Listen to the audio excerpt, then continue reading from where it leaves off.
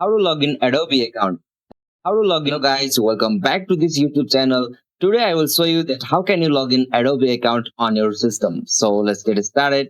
On this process, firstly you'll have to open any browser on your system. So right now I'm opening the Chrome browser.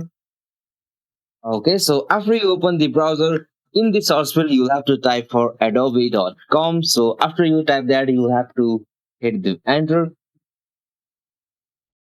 All right, so now after this, you'll have to go with the options like sign in. So it will appear on the top right corner of the screen. So simply have to click on it.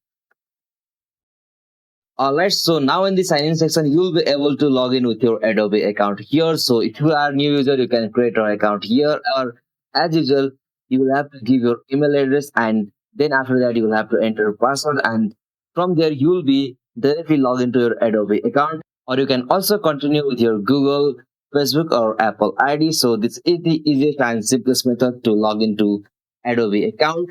Hope this video was helpful to you, and please don't forget to subscribe our YouTube channel for more quick and short tutorial like this. Thank you for watching this video.